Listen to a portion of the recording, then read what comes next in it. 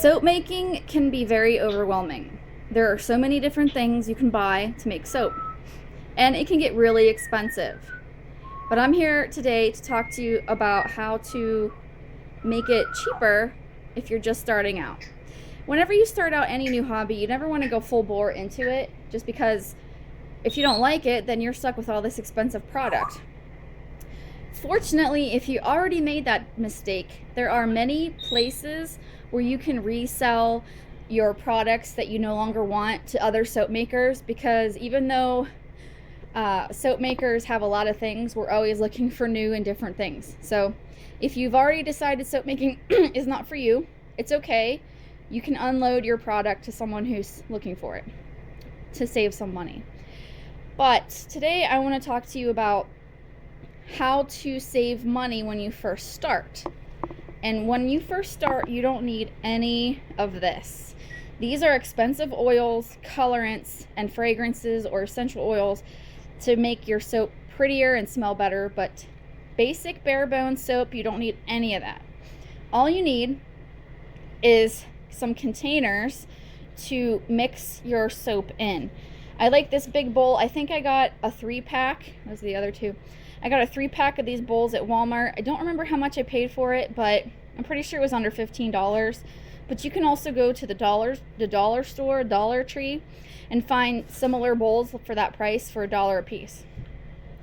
I also use these measuring containers. I got these at Dollar Store for $1 a piece.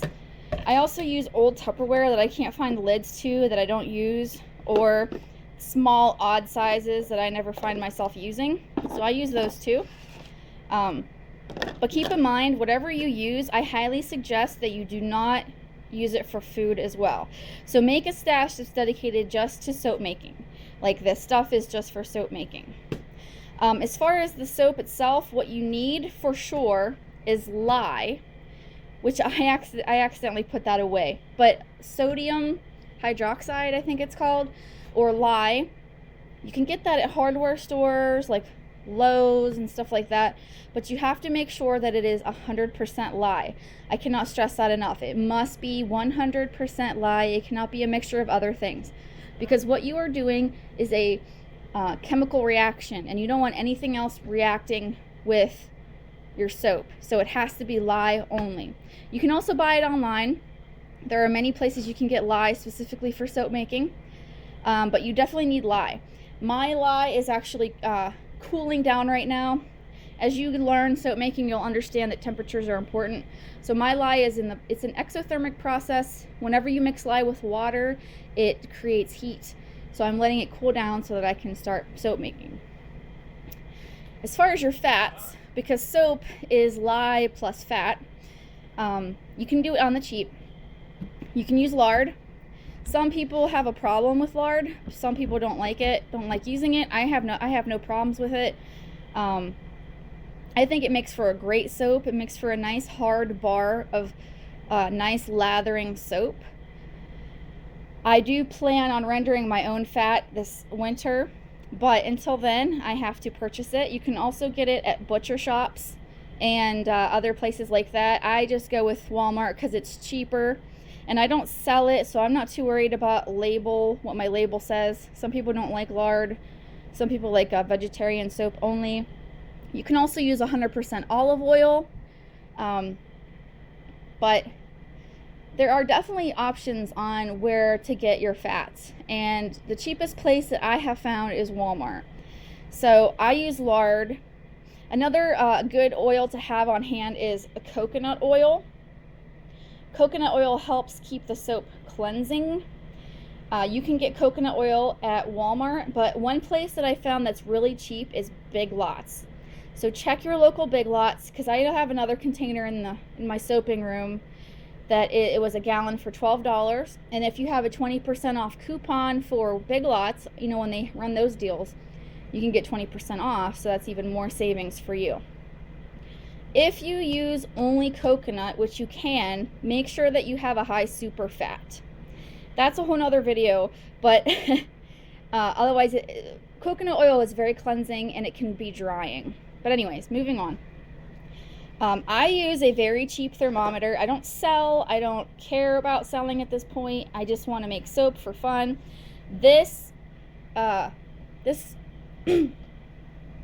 measuring scale it will do ounces, pounds, and grams, just like the fancy ones that you see.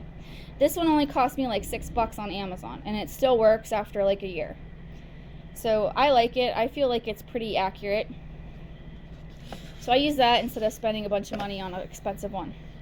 Another thing to have on hand, which would be good, is ice cube trays. These are very cheap. You can find them at the Dollar Tree. The reason you want ice cube trays is if you plan on making goat milk soap, you can either get fresh goat milk if you know someone who has goats. You can get powdered goat milk, which is what I'm using because I also make bath bombs, so this works in bath bombs too. But whenever you mix up your goat milk soap, whenever you mix up the powder with the water, or if you have fresh or whatever, you can store it in the freezer in these nice little cube shapes, and it makes it a lot easier to not only measure it out once you're ready to use it, but also when you use milk, you want to keep the milk cold, because if it gets too hot from the lye, it will scorch your soap and it'll make it an ugly orange color and it will stink for a while. You don't want that. And now some things that I've learned that I might want to share with you are things that I purchased that I regret purchasing. Number one, these goggles. And yeah, they're dirty. I don't use them anymore. I do not like these goggles. They were cheap. That's why I bought them. It's like the things you see in chemistry class.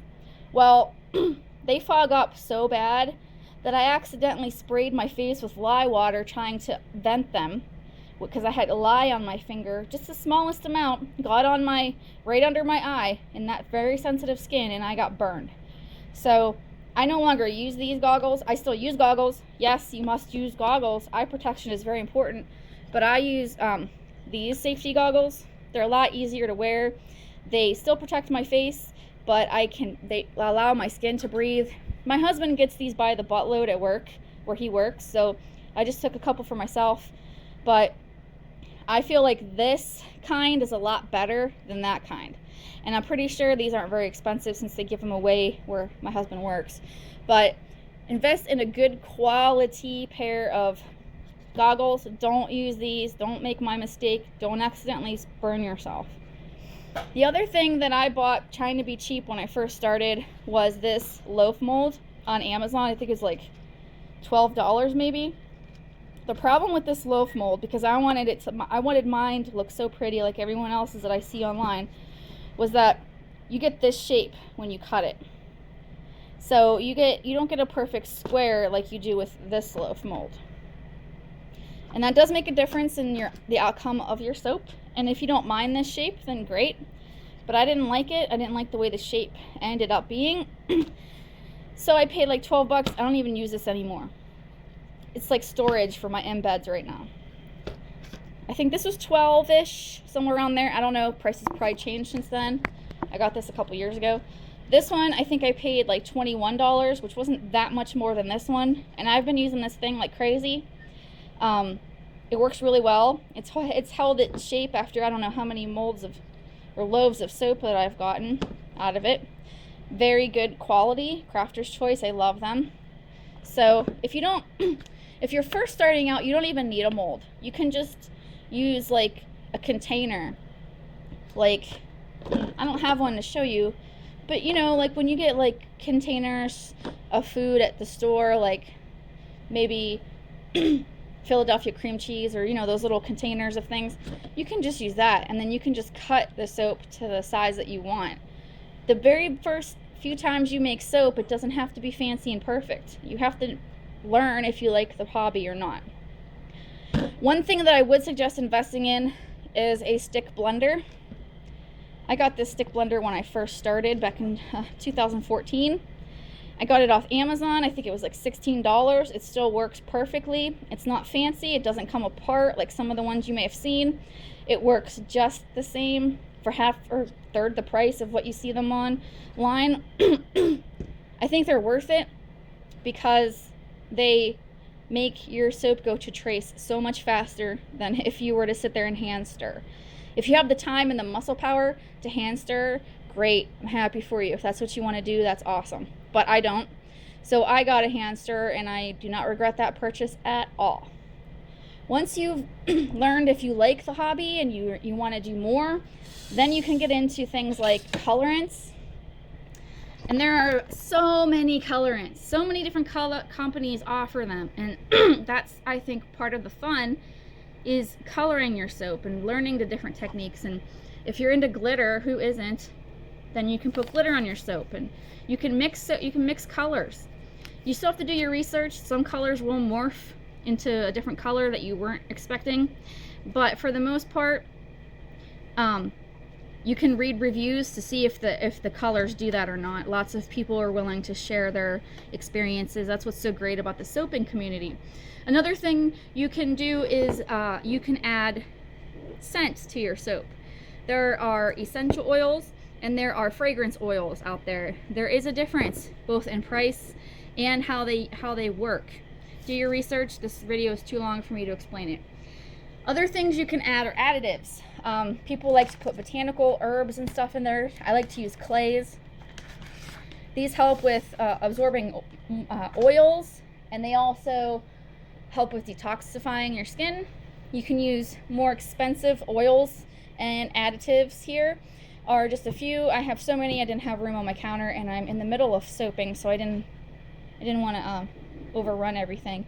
But different oils give different properties to soap, and there are things you can add to your soap like sodium lactate, which help the soap get hard during the curing process, which is especially important if you use silicone molds. These help greatly to remove your soap from the silicone mold.